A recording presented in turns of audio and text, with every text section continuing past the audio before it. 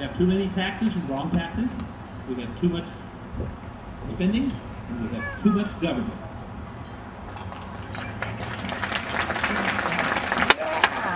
Yeah, he's right. He's right. Thank you. Thank you. Anybody else want to come up? I chose as my slogan for this year's Tea Party the immortal words of Patrick Henry, "Give me liberty or give me death." Now, who would have thought that 235 years after those words were spoken, we'd have to resurrect them against our own government?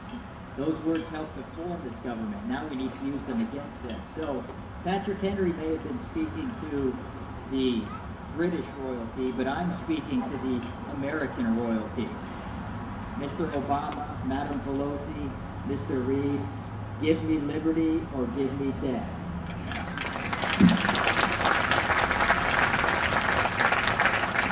Ignorance leads to fiscal and cultural ruin. Some of us here today have been keenly aware of what has been happening to our republic for some time. Others may have just been awakened. Regardless of which category we fall into, we must realize that time is truly short, and that educating ourselves and our friends to the reality of our situations are. When we have met the task of educating our nation, we will no longer elect bums like Nancy Pelosi, Mitt Romney, Barack Obama, and the tree of liberty will once again be the fruit.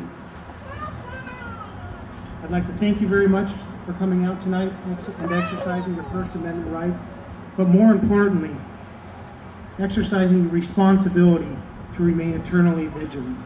Thank you very much. The Federal Reserve is no more federal than Federal Express. That's the truth, people. That's the truth. It's a privately held corporation. Force your politicians to answer why the hell is a privately owned corporation in control of our monetary system. The Constitution explicitly grants that power to Congress and Congress alone. Under Article 1, Section 8. Nowhere does it give Congress permission to grant these powers to a private corporation for their profit. The private Federal Reserve controls the lifeblood of our nation. The result is the wreckage we see lying before us today. This is how they rule over us, and this is how we became their debt slaves. The solution is simple, and don't believe the powers that be when they tell you it can't be done. We, the people, will break their chains simply by enforcing the rule of law, our Constitution. By enjoying a dollar backed by gold and silver, the blessings our founders gave us will result in you and your family regaining your lost freedom and wealth. Once again, our republic will be what the founders envisioned. Not an empire run by banksters and Wall Street scum raping and pillaging mankind, but a nation that is once again a light to the world. A nation which we can again be proud to call our own.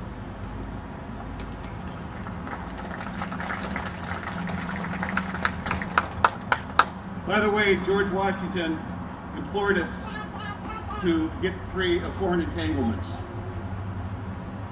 I want everybody here to really carefully listen to the words I'm going to say next, because these are words directly from Thomas Jefferson. This is the key to our freedom, folks. I quote, "I believe that banking institutions are more dangerous to our liberties than standing armies. If the American people ever allow private banks to control the issue of their currency, first by inflation, then by deflation, the banks and corporations that will grow up around the banks will deprive the people of all property until their children wake up homeless on the continent their fathers conquered.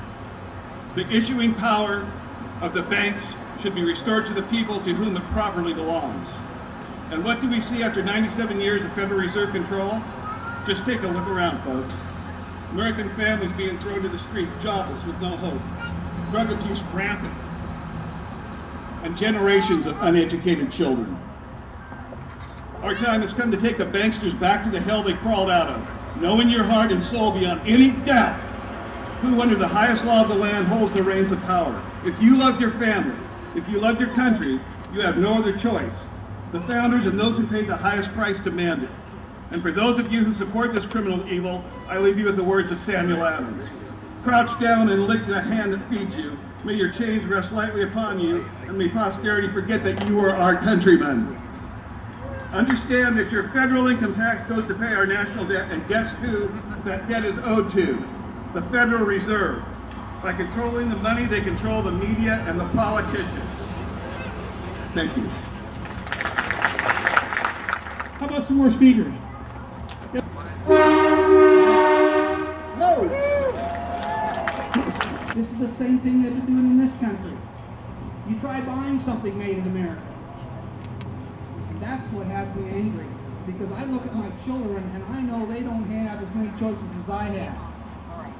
And who did that to us? The fact that these Congress people, and I don't care much for Democrats or Republicans because I'm fed up to hearing with both of them. And then they turn around and look at us and say, well, gee, you baby boomers, you're greedy because now you're asking for what you were told and promised for the 30, 40 years that you worked. And we're saying, what did they do to what we were promised? Take a look at Social Security and see where that money's been used. My father came home one time extremely upset because he was in a bank, he was in line to cash his Social Security check and found that there was a refugee in front of him that not only had a Social Security check but was getting more money than he was. And that person had never paid in the Social Security. Now I don't see any problem with us trying to help and treat refugees coming into our country, but they don't need to rob the Social Security to do that. That was money that was set aside and should have been set aside for us. Right? From a friend that says, hey, compare what Madoff did to what they did to Social Security. You know, that's a Ponzi scheme when they take the money and do what with it? Use it elsewhere, and then it's now the next generation that's supposed to provide our Social Security benefits. And that money should have been invested wisely. So they talk about us getting older, and as we get older, we just get grumpier. And I've reached the point where I go, yeah, I'm How about some more speakers? If we pass NAFTA, someday we will have the consequences. And all of us are out here today because the consequences are higher taxes and less Got a lady here that would like to speak. All us guys are maybe hogging the microphone a little bit.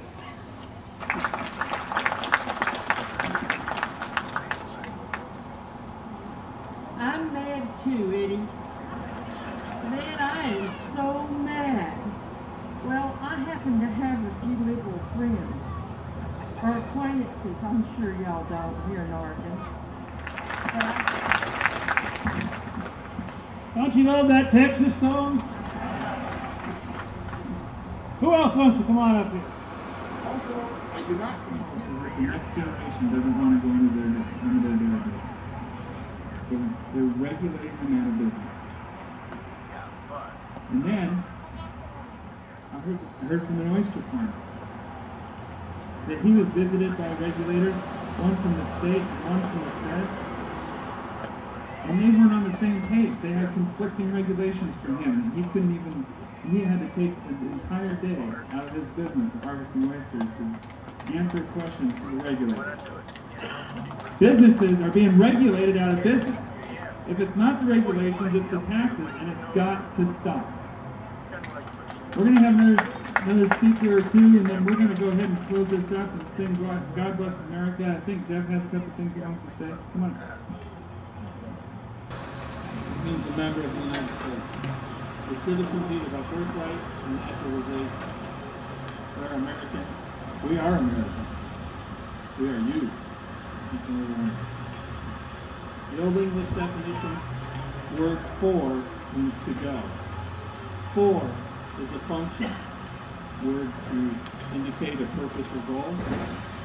Take the word prosperity. It means the condition of being successful or thriving, including economic well-being. So what does that mean? For me, it means Americans, you, me.